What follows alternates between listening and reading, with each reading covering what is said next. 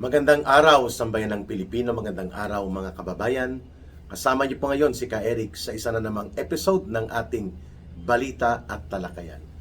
Mga kababayan, pag-usapan po natin itong tungkol sa patuloy na pag-init ng mga banggaan ng pananaw, salpukan ng mga paninindigan sa mga naging pahayag kahapon dyan sa Senado.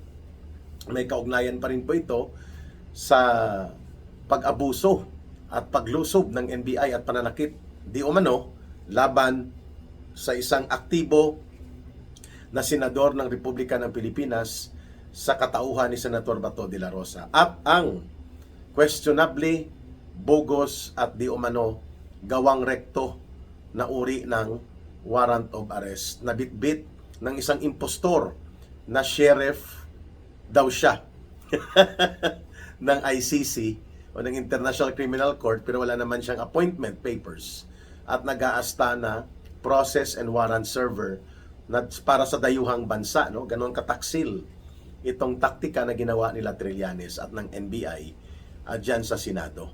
May kaugnayan po dyan ay nagkainitan, mga kababayan, si Senator Robin Padilla at si Senator Kiko Sharon Cuneta Pangilinan.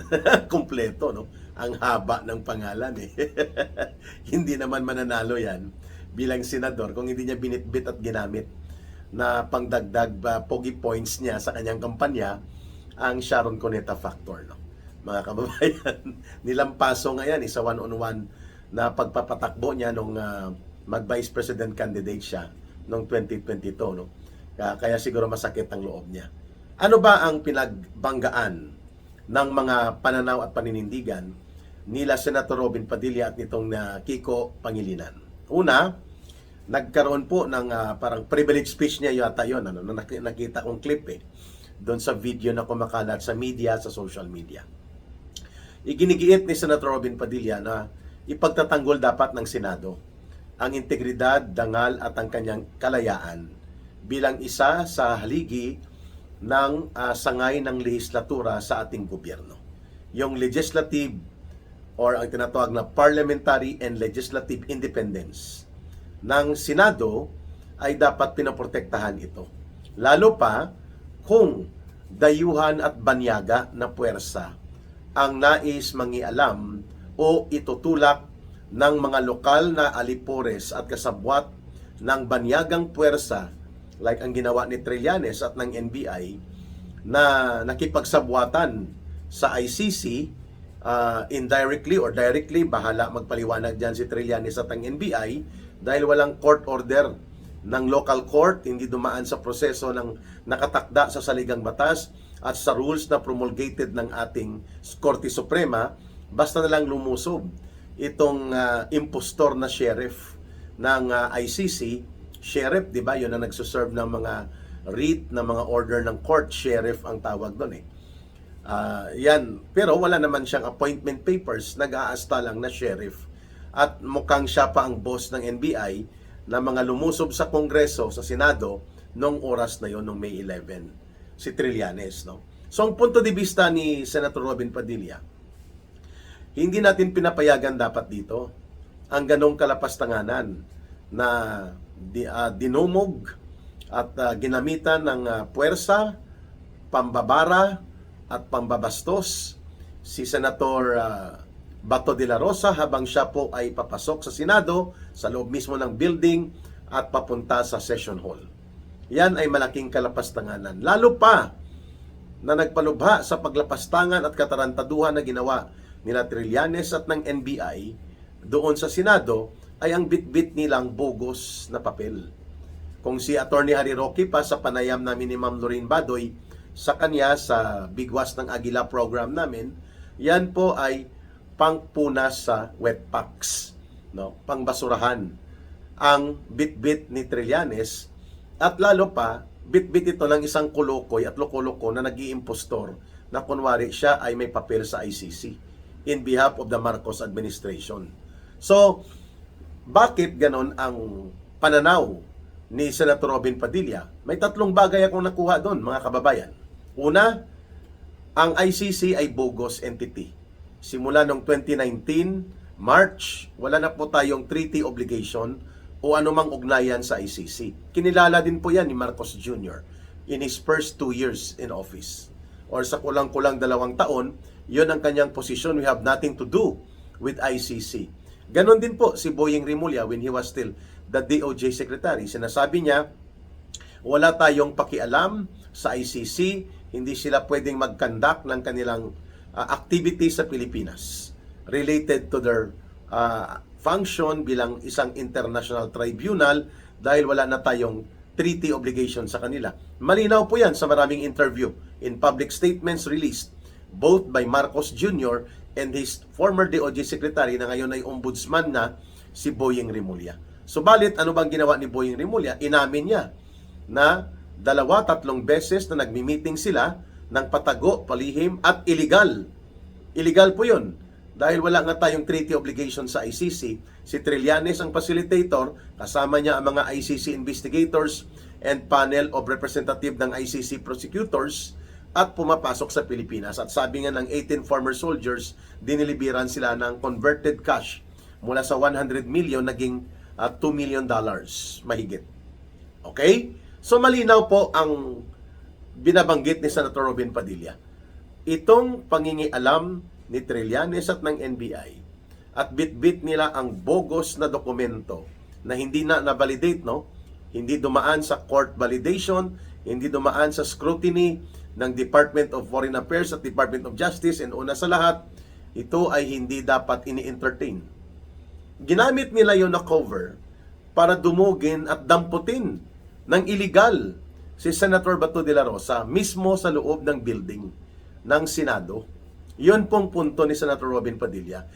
Iba-iba man ang kulay ng ating politika, magkakaiba ang ating sinusuportahan sa ating mga political alignment, pero hindi dapat yan mawala na magkaisa tayo at manindigan ng buo bilang Senado, bilang institusyon, dito sa nagaganap na pangbabalahura, pambabastos, at pagtapak sa dangal at integridad ng institusyon ng Senado.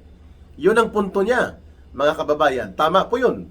Sapagkat ang soberenya ng Pilipinas ay hindi lamang po sa katauhan ng presidente. All other instrumentalities of the government and all other authority and power of the state of the Republic of the Philippines ay bahagi po ng soberenya natin, including ang malaya na pag-iral ng ating Senado na protected dapat yan sa saligang batas bilang independent co-equal branch mula doon sa executive branch na hawak ng presidente. Same as with the Korte Suprema. Independent din po yan, co-equal branch din po ang Korte, na hindi dapat ito binabastos, tinatapakan at nilulusob, kagaya ng ginawang kahambugan at kaarogantihan nila Trillanes at ng NBI. Noong panahon na nais nilang damputin doon sa loob ng Senado si Senator Bato de la Rosa. Doon po nagsimula yung mga diskusyon na ito. Number 2, binabanggit din po ni Senator Robin Padilla at mismo ni Senate President Alan Peter Cayetano and Senator Dante Marcoleta na si Tito Soto ay mayroong dapat ipaliwanag hinggil po sa kanyang pag-coordinate ng palihim at patago para mag-deploy ang NBI at sila Trillanes ng kanilang attack team, quote and unquote, no? Yung kanilang dampot team para damputin si Senator Bato de la Rosa sa loob ng Senate building. So, nakita po sa sulat mismo ng outgoing o pinalitan na dating Senate Sergeant at Arms, ito yung Chief Security Officer ng Senate, na si retired General Samonte, yung kanyang memorandum or ang kanyang explanation na ang NBI operation was coordinated kay Tito Soto when he was still the Senate President. At ito ay tinago, hindi binigyan po ng kopya na yon ng coordination o ng anumang briefing for security plan na gagawin ng NBI para damputin ang isang senador na papasok sa kanyang trabaho. Matapos po na ito ay nag-sidestep at nag-self-preservation dahil nga sa pananakot ng gobyernong ito ni Marcos at ng kanyang mga tauhan na dadamputin siya at ipapatapon ng illegal at illegal din ipakukulong doon sa Netherlands. Kapareho ng ginawa ng gobyerno ni Marcos Jr. laban kay former President Rodrigo Duterte. Ayun. So, sinabi ni Senator Robin Padilla, bakit ang ating mga senador, without directly naming Tito Soto, sapagkat hindi lang ito si Tito Soto, malamang, kasi tandem yan ng Batman and Robin, Batman, parang Batman na si Ricto, buwis ng VAT. Si Tito Soto po at si Ping Lacson, magkabarkada yan. At yan palagi magkasama yan sa kung anong mga diskarte at maniobra sa Senado. Most likely, nag-coordinate din si Tito Soto kay Ping Lacson, given na si Ping Lacson ay naging chief ng Philippine National Police. May ideya sa ganitong mga diskartihan. So si Ping Lacson, posible, at si Tito Soto. Pero dahil ang Senate President ay si Tito Soto, siya po nakalagay doon sa komunikasyon ng parang report, summary of report ng Senate Sergeant at Arms na si General Samonte. At binanggit doon, maaga pa lang nandun ang NBI, nakaabang na, patago, palihim na nakadeploy sa loob ng Senado, which ni-raise yan ni Senator Alan Peter Cayetano, ni Senator Robin Padilla, Senator Marcoleta, at marami pati sa mga minority black senators ang hindi nakaimik dahil dyan, mga kababayan. So therefore, may valid points na nire-raise Senator Robin Padilla na masigit na nakakalungkot at masakit para sa katotohanan na may mga senador na willing ipagkanulo ang kapwa nila senador at willing na bastusin at ipasilitate ang pangbabalahura sa Senado as an institution the way it was really being portrayed on how Tito Soto really did his kind of betrayal of the institution of Senate. Lamang masunod ang gusto niya na nila ni Lacson at ng kagrupo nila na hindi siya mawawala sa kapangyarihan bilang Senate President at the same time makokontrol nila ang majority ng mga senador.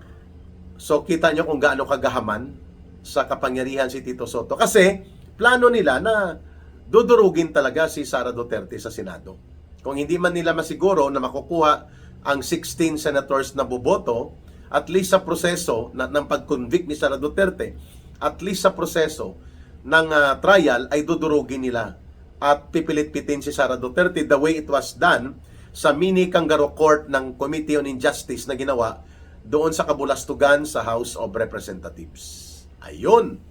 Ngunit, dahil natunugan nila na papasok si Senator Bato de la Rosa at mayroon ng mga confirmatory indicators, confirmatory signal na may lilipat papunta sa grupo ng minority. From 9, kung idadagdag mo si Bato, di 8 and 9, and 8 plus 1, di 9. Ang apat na tunugan na nila, magkapatid na Villar, ang kapatid ni Senator Alan Peter Cayetano, at si Loren Legarda. Pero wala pa silang numero na 13. Kaya mahalaga na mapigilan si Senator Bato de la Rosa. Because at the Senate, the majority is 12 plus 1. So 13 senators ang minimum majority threshold.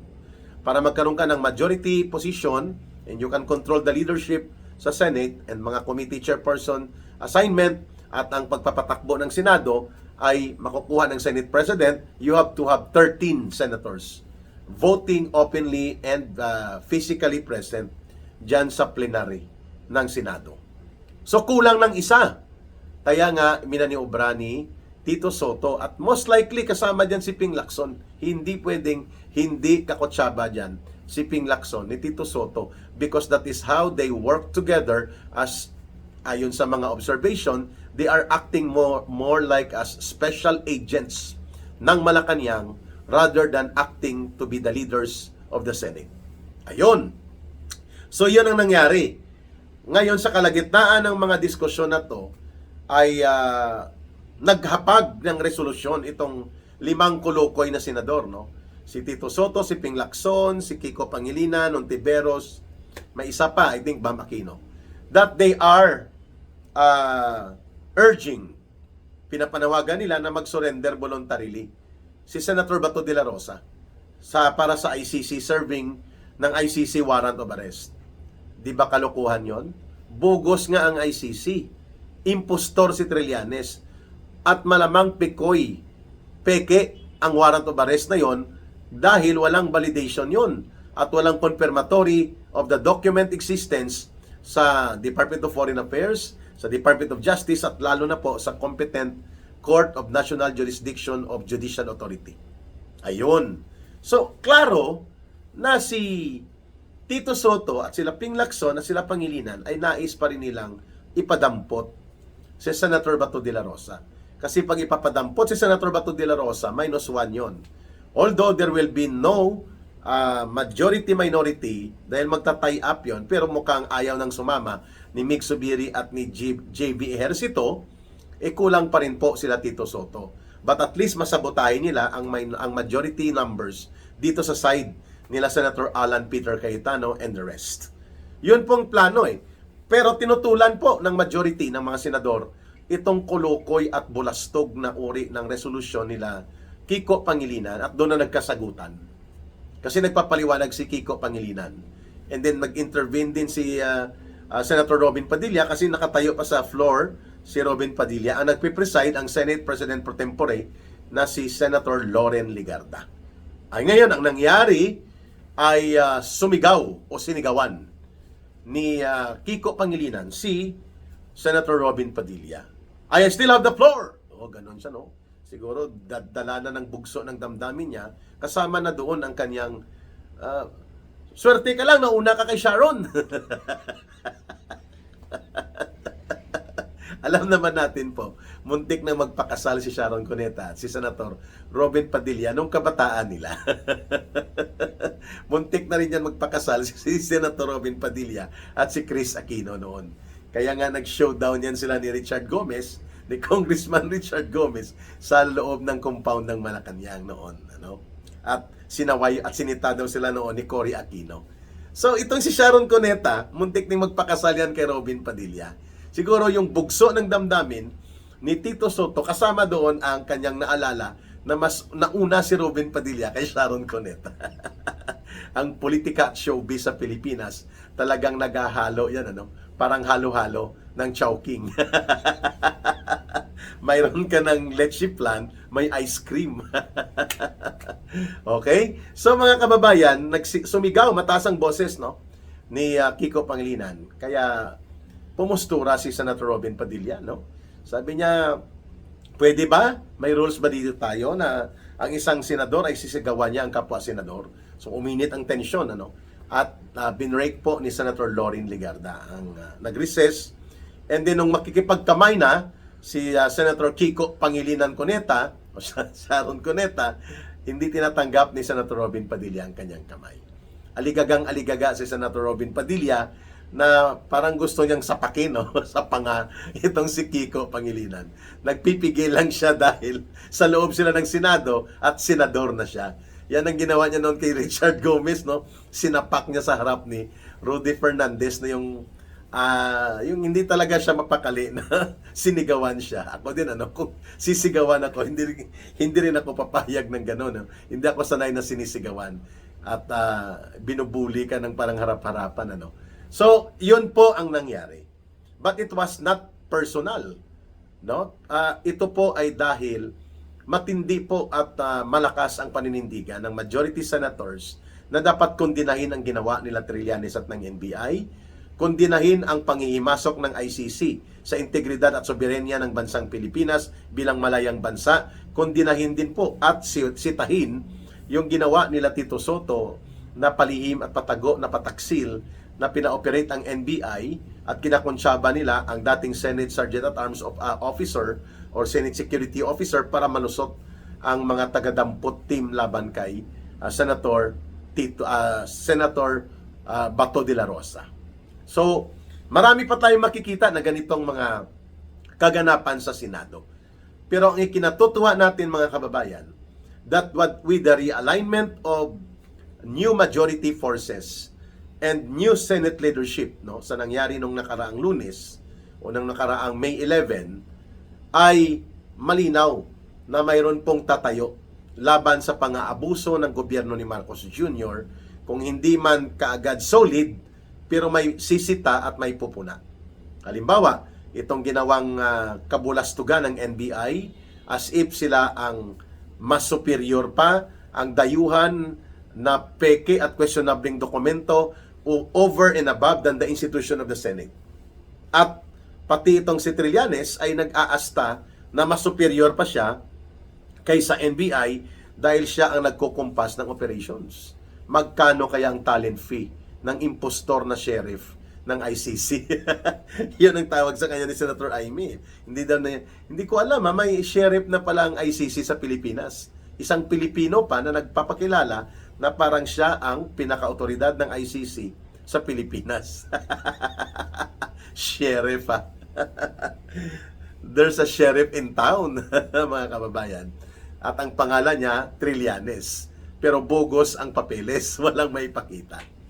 Pangalawa, magandang pagkakataon ito kasi yung maniobra sana ng Malacanang na dudurugin sa Senate impeachment trial, si Sara Duterte, ay hindi nila magagawa. At bagkos, mahihirapan pa sila lalo na itulak at pilit-pitin ang Senado upang bumoto ng 16 senators o makakuha ng 16 senators na boboto para ipakonvict si Sara Duterte to remove her as Vice President and para siya ay i-disqualify for life, perpetual disqualification from holding public office or being part of any elective or appointed position. So hindi na siya makakatakbo. So, pero minimum, kung hindi man nila makuha yun sana, habang nandun sila Tito Soto at sila Ping Lacson at silang majority, ay kaya nilang durugin ang proseso ng impeachment trial upang ipahiya, bastusin, at salaulain po ang Vice President kung hindi man nila matatanggal ito dahil mahihirapan silang makakuha ng 16 votes. At least Sara Duterte will come out from the Senate impeachment trial damaged. Totally or severely damaged by dirty propaganda, dirty maneuver, the way nangyari po yon doon sa Senate sa House of Representatives Committee on Injustice Kangaroo Court Trial. Ayun. Kaya pala, nagbabanggaan ngayon sa Senado kasi nais pa rin nila Marcos. Nais pa rin po ng grupo ni Marcos na manatili sa kapangyarihan sila Tito Soto at sila Ping Lacson upang makokontrol at matapakan at mamanduan at mamaniobrahan ni Marcos at ng kanyang sindikato ng mga grupo ang Senado. Dahil wala na silang problema sa lower house, kontrolado nila. They have more than 250 na alipores na takot na mawala ng pondo, takot na humiwalay sa pera sa loob ng House of Representatives. Kaya nakokontrol nila sa pamamagitan ng maleta, pera, panunuhol at mga pambabraso. 25 lang ang nanindigan na ayaw nilang magpapatali sa discarding bulok na walang katuturan at mapangwasak na impeachment operations against the Vice President. May 26 na hindi nag-participate, meaning hindi sila abstain but they position na wala silang pakialam sa impeachment. They did not vote. 26 plus 25, 51 at siyam na abstain, hindi sila nag-register ng vote nila, nandun lang sila. So 60 ang total ng mga hindi nag-participate po doon o hindi pumayag essentially, and by operation of their position, mga 6 na po ang hindi pumayag na maging sakop ng desisyon ng 257 na mga kongresista na nais ipa-impeach at durugin si Sara Duterte at ipakyat sa trial sa Senado. 25 ang nag-no, 26 ang hindi nag-participate, umalis, wala doon, including si Gloria Macapagal Arroyo, wala din, at iba pa mga kongresista, and mayroong 9 or 8 na abstention. Okay? So, mga kababayan, mainit pa po ang patutunguhan nitong banggaan at salpukan sa Senado.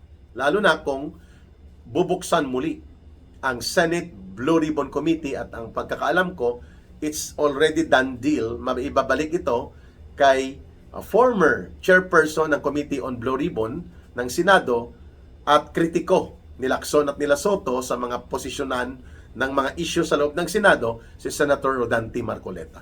Kaabang-abang ito ang 18 former soldiers, mga security detail at mga delivery boys ni Saldico sa mali-maleta, tonito nila ng pera na pinamudmud mula sa pinagnakawan.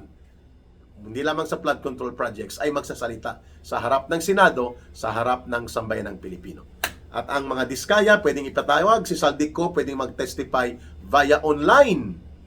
At pwede po pati pa itong sumalo ng mga instructions ni Marcos, bagman facilitator nila, lalo na ni Marcos, itong itinuturo na apo ni dating executive secretary niya na si Lucas Bersamin sa katauhan nitong USEC or undersecretary dati na si Adrian Bersamin, and many more ang magtitistigo. Pati po ang Cabral files na di umano ay may hawak si Congressman Leandro Libeste. So umatikabong na salpukan yan, mga kababayan. Makikita natin yan at magiging puno ng kulay ng maniobrahan at kontra-puwersa sa maniobra ng mga ahente ng Malacanang sa loob ng Senado led by Tito Soto and Ping Lacson versus the majority group ngayon na pumoposisyon para banggain ang kagustuhan ni Marcos Jr. na tapakan ang Senado at gamitin as instrument sa pagdurog sa Vice President at pati sa katotohanan tungkol sa billion or trillion peso scandal of the biggest corruption and plunder in the history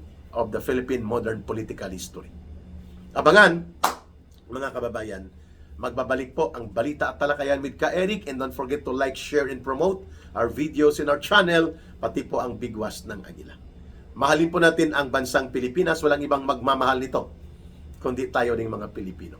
Para sa Diyos at sa Pilipinas nating mahal, may God bless everyone, and may Allah will be with those who are Muslim brothers and sisters. Maraming salamat po muli. Bye for now. Ito po si Ka Eric.